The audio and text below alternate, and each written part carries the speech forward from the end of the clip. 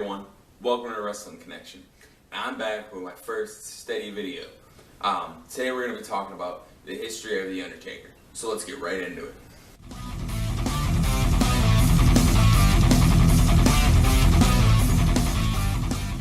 The Undertaker, real name Mark Calloway, was born March 24th, 1965 in Houston, Texas. As a young child, he played basketball in high school and then went on to play at Texas Wesleyan University. He debuted as a professional wrestler in 1984 in WCCW as Texas Red. He then went to the CWA in 1988 under several different gimmicks. He would debut as a Master of Pain in 1989. He would go on to beat Jerry the King Lawler for the USWA Unified Heavyweight title. In October of 1989, he debuted as the Punisher and won the WCWA Texas Heavyweight title. In 1989, he finally debuted in World Championship Wrestling as Mean Mark Callis. He would be brought in as a replacement for Psycho Sid as a tag team partner of Dan Spivey in the Skyscrapers. The Skyscrapers would become infamous after beating up the Road Warriors after one of their matches. This would lead to a street fight between the two teams, but Dan Spivey left WCW before the match, leaving Taker to team with a unnamed partner. Mark would eventually go on to be a singles wrestler managed by Paul E. Dangerously, or Paul Heyman. He would leave WCW on September 7th of 1990. He briefly wrestled in New Japan Pro Wrestling as Punisher Dice Morgan, and briefly in the USWA. In October of 1990, he signed with the World Wrestling Federation. His unofficial debut was on a dark match of WWF Superstars in November of 1990 as Kane the Undertaker. His original gimmick was very Frankenstein-esque, seeing him lumber around the ring and no-selling opponents' attacks to make him look invulnerable.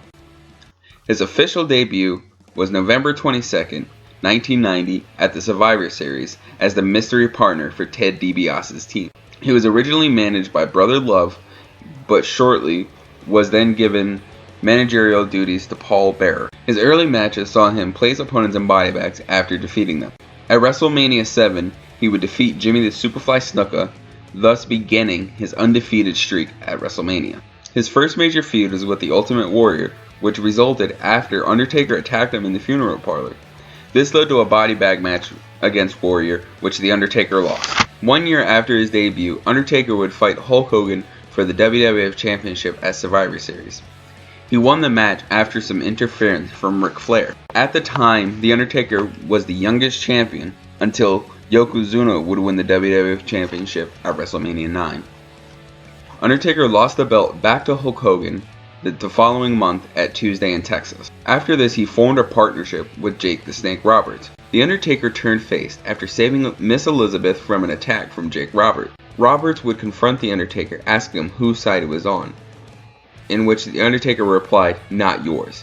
This led to the match between the two at WrestleMania 8, with Undertaker beating Roberts, extending his streak to 2-0. Undertaker would then go on to face off against multiple wrestlers managed by Harvey Whippleman. Undertaker would face Giant Gonzalez at WrestleMania 9. This is an interesting loss, considering it is the only one that resulted in disqualification after Giant Gonzalez knocked out The Undertaker by using chloroform. Undertaker would then feud with Yokozuna, having a casket match at the 1994 Royal Rumble. Undertaker would lose this match after being attacked by several superstars and then being put in the casket.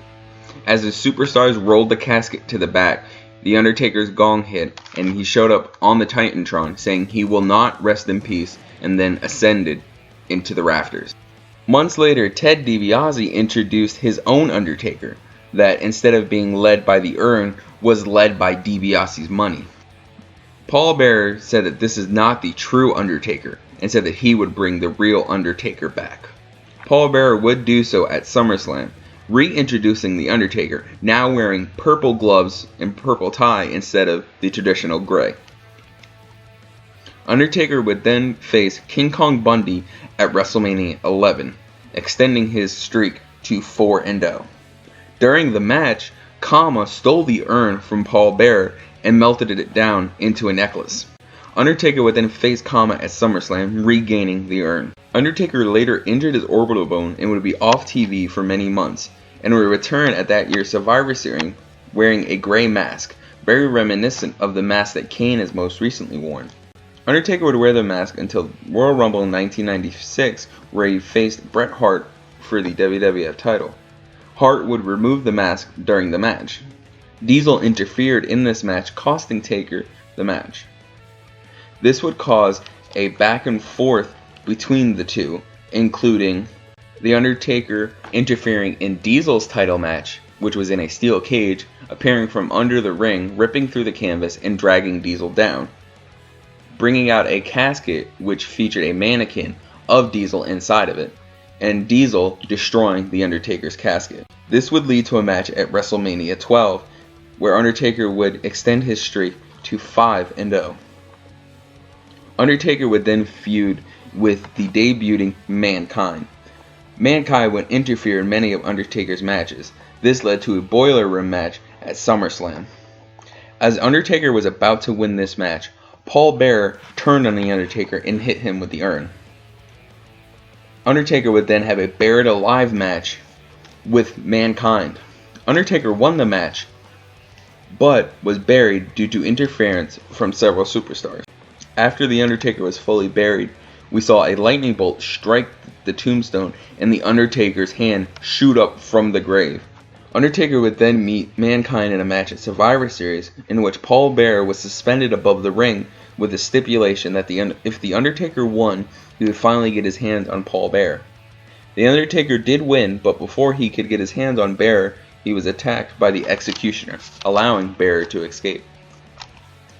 At this match, Undertaker also debuted a new look, which featured a much more dark gothic look. Undertaker would beat Executioner, ending his feud with Mankind. Undertaker would then face Sid Vicious at WrestleMania 13, winning the WWF Championship and extending his streak to 6-0. In 1997, Paul Bearer tried to rejoin Undertaker, saying that either Taker allow him to rejoin his side or he would reveal The Undertaker's dark secret. Undertaker would go into a feud with Shawn Michaels after Shawn Michaels, who was a special guest referee between a match of Taker and Bret Hart, accidentally hit The Undertaker with a chair. Leading into Bad Blood, Paul Bearer finally revealed The Undertaker's secret, saying that The Undertaker had accidentally killed his mother, father, and half-brother by starting a house fire, and said that The Undertaker's half-brother Kane was still alive and was looking to seek vengeance upon The Undertaker. At Bad Blood, Undertaker faced Shawn Michaels in the very first Hell in a Cell match. It was also during this match that Kane debuted, ripping the door off of the cell, standing toe-to-toe with The Undertaker, and tombstoning him, allowing Shawn Michaels to get the win. Paul Bearer and Kane would continually challenge The Undertaker to face Kane in a match, but Undertaker would refuse, saying he would not face his flesh and blood. Undertaker again focused on Shawn Michaels, leading to a casket match to be booked at that year's Royal Rumble. Leading into the Royal Rumble, Undertaker confronted Shawn Michaels in D-Generation X in the ring, where he was attacked by the group. Kane would then come down to the ring, rescuing his brother. The two would salute each other, with The Undertaker's infamous salute signaling that the brothers had decided to finally work together. Undertaker and Shawn Michaels would have their casket match at the Royal Rumble. This is the match that infamously injured Shawn Michaels' back. Several superstars got involved trying to cost The Undertaker the match, causing Kane to come down to the ring, seemingly to help his brother, but instead turned on his brother, locking him inside of the casket and igniting it on fire. Undertaker would not be seen for 2 months, until one evening on Monday Night Raw, a casket was brought out to the ramp. It was struck by lightning, and The Undertaker emerged from the casket, finally accepting Kane's challenge. The two would face each other at WrestleMania 14. Undertaker would defeat Kane, but only after not 1, not 2, but 3 tombstones. The two would then face off at Unforgiven in the very first Inferno match, which Undertaker would win after lighting Kane's arm on fire. Undertaker would then face Mankind at King of the Ring in a Hell in a Cell match.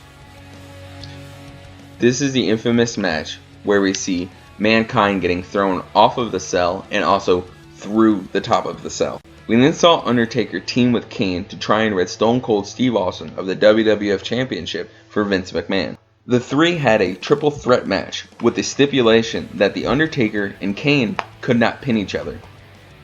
This resulted in Undertaker and Kane both pinning Austin at the same time. The title was then vacated, and a match was made at Breakdown of Undertaker vs. Kane with Stone Cold as the special guest referee. During this match, Paul Bearer would turn on Kane, realigning himself with The Undertaker after attacking Kane with a chair. As Undertaker went for the pin, Austin refused to count and counted both brothers out, leaving no one to win the match.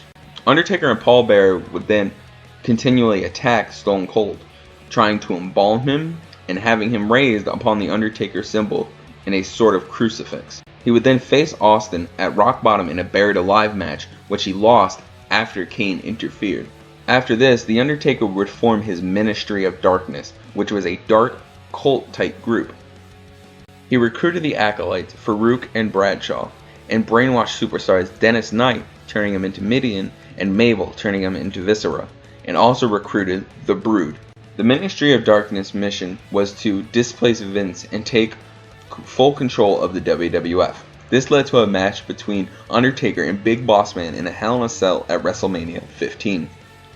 After Undertaker won the match, the Brood would descend from the rafters, sending a noose to The Undertaker, and The Undertaker would hang Big Boss Man from the top of the cell. The Undertaker then kidnapped Stephanie McMahon and tried to marry her in an unholy union, but was rescued by Stone Cold Steve Austin. Undertaker then faced Austin at Over the Edge and won due to interference from Shane. Undertaker and Shane had recently joined forces, forming the Corporate Ministry. Vince McMahon was then revealed to be the higher power that was giving The Undertaker his marching orders. Shortly after this, the Corporate Ministry disbanded, and The Undertaker then teamed with Big Show, winning the tag team belts twice. Undertaker would then go on a hiatus to allow a groin injury to heal. He would return in May 2000 at Judgment Day under a new biker gimmick, calling himself the American Badass. Alright, I'm going to cut it there this week. The Undertaker has had a very long career, so it's going to be more than one video. So look out for that next week on Wednesday for part 2 of the history of The Undertaker. Before I go though, I'd like to also introduce a new part of these videos that I'm going to do, and that's going to be a weekly trivia question. Each week I'm going to give you guys a question, and you leave your answers down in the comments below, or you can tweet me at twitter.com/WrestleConnect with your answers. And the first few people that get to me with their answers, I will kind of show your answers in the videos. So let's hit you with this week's trivia challenge. We all know of The Undertaker's WrestleMania streak recently ending at WrestleMania 30 by Brock Lesnar. But which superstar was originally slated to end The Undertaker's streak years earlier? Alright, well that's it for this week's video. I hope you enjoyed it.